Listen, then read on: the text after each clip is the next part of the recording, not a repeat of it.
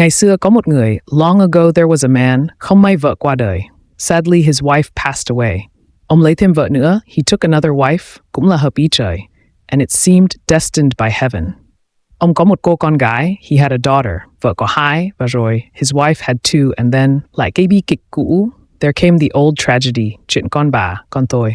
The tale of her and me.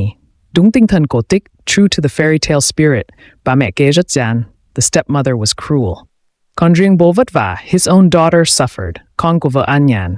His wife's daughter lived in ease. Cái cô vất vả ấy, that hardworking girl, tức con riêng của chồng, his own daughter indeed, tên Lọ Lem, nhỏ bé, named Cinderella, small, luôn trăm việc nghìn không.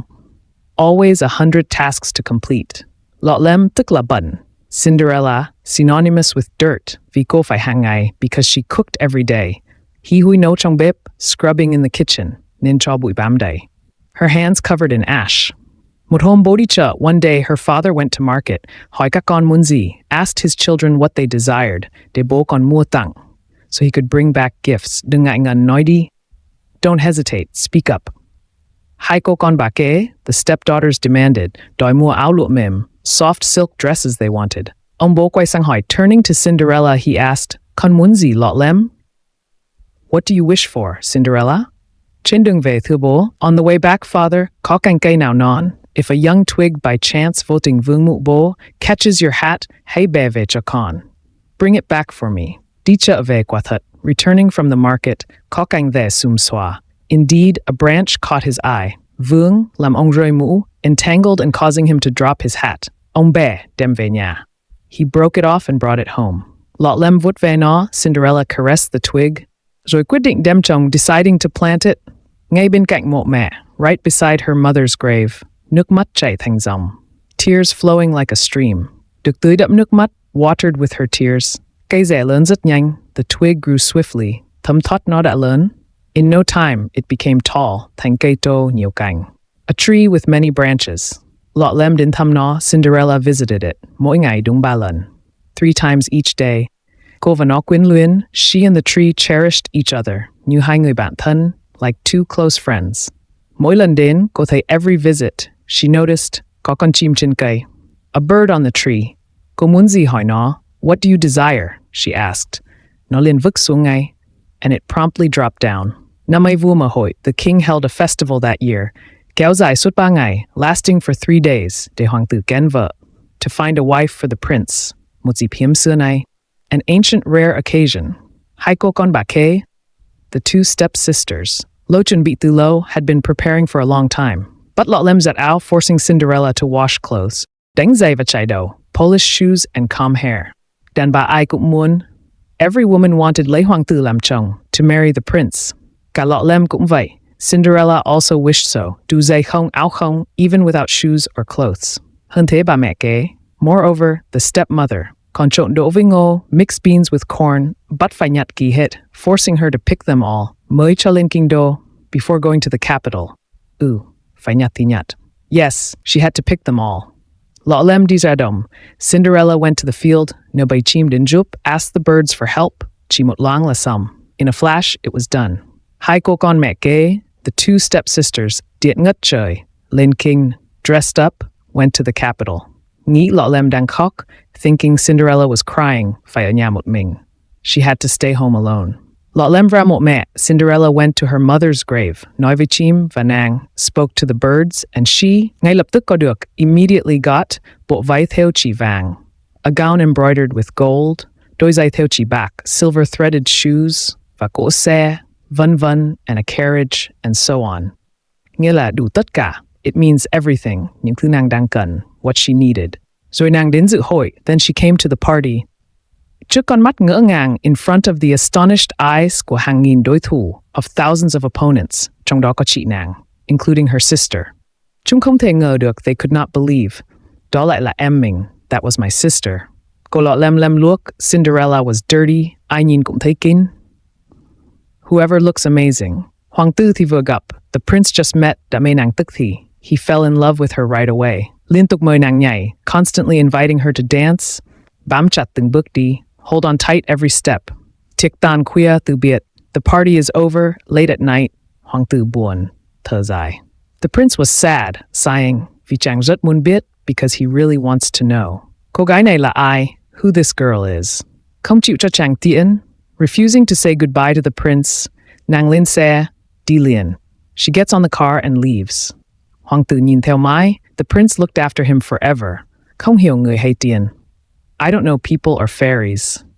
Đêm thứ hai dự hội, the second night at the party, nàng quả thật xinh tươi. She really is beautiful. Áo quần đẹp hơn trước.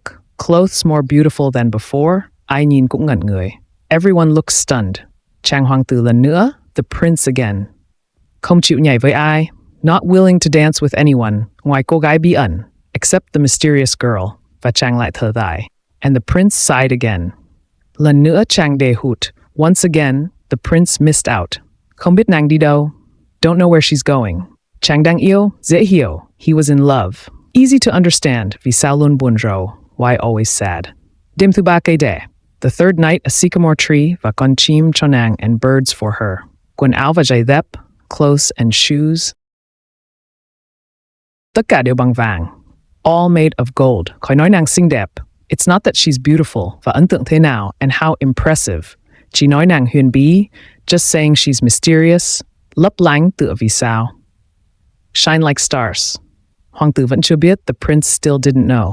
Cô gái bí ẩn này, this mysterious girl. Chàng ôm đầu tự hỏi. He hugged his head, wondering, nàng từ đâu đến đây? She came from where? Chàng nghĩ được một kế, he thought of a plan, là khi chia tay nàng, is when you say goodbye, sẽ lén đồ nhựa đặc. It will be a secret lên các bậc cầu thang, on the stairs. Vậy là do vội vã. So he left in a hurry, ra về trước bình minh, before dawn Lọ Lem để lại. She left Cinderella. Một chiếc giày của mình, one of his shoes. Chiếc giày ấy thật đẹp. That shoe is really beautiful, bé nhỏ và bằng vàng. Small and gold. Ai chân đi vừa nó, anyone who walks on it, người ấy thành vợ chàng, he became his wife. Đích thân chàng vất vả. He himself tirelessly ventured, không quản ngại đêm ngày. Regardless of night and day, đi khắp nơi trong nước, across the land he searched, mời mọi người thử giày, inviting everyone to try the shoe. Nhưng than ôi, người thử. But alas, those who tried, có đến cả vạn người, even tens of thousands, mà chẳng ai vừa vặn, none fit perfectly. Nhiều khi thật buồn cười. Sometimes it's quite amusing. Cuối cùng chàng tìm đến. Finally, he arrived at ngôi nhà nàng Lọ Lem, the house of Cinderella. Hai cô con bà kế, the two stepsisters, trông thấy giày mà thèm. Seeing the shoe, longed for it desperately.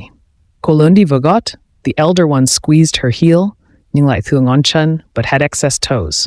Chặt đi, bà mẹ nói. Cut it off, said the stepmother. Ngón làm gì? Không cần. What use is an extra toe?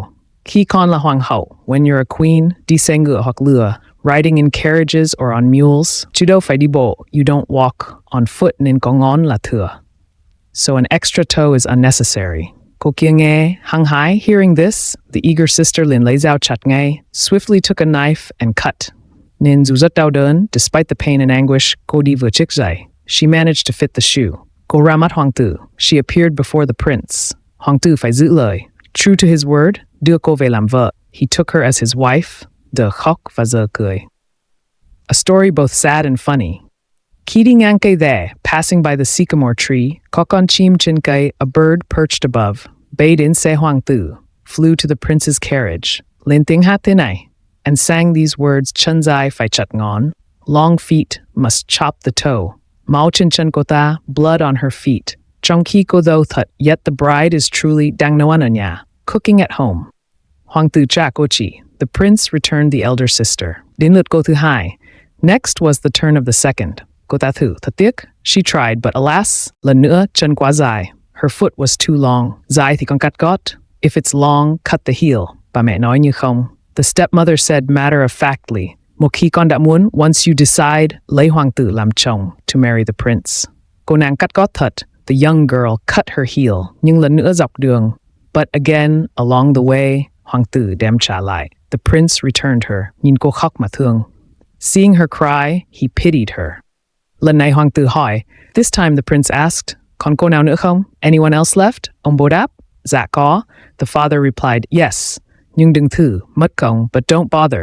It's pointless.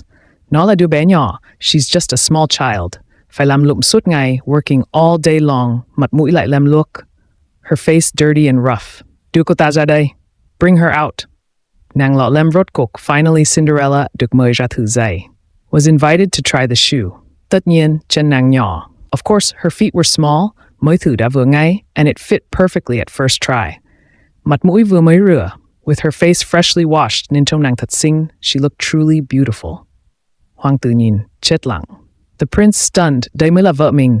This is my true wife. Đây cô gái bí ẩn, here the mysterious girl, chàng tìm kiếm ngày đêm. He sought day and night. Xinh đẹp, thật xinh đẹp, beautiful, truly beautiful. Ôi cô bé Lọ Lem.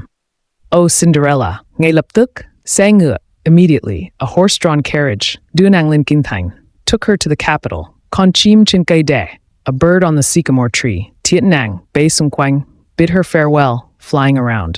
Tiếp đến là lễ cưới. Next came the wedding, thật linh đình, và rồi truly magnificent. And then, một thời gian, vua chết. After some time, the king passed away, chàng hoàng tử lên ngôi, and the prince ascended the throne.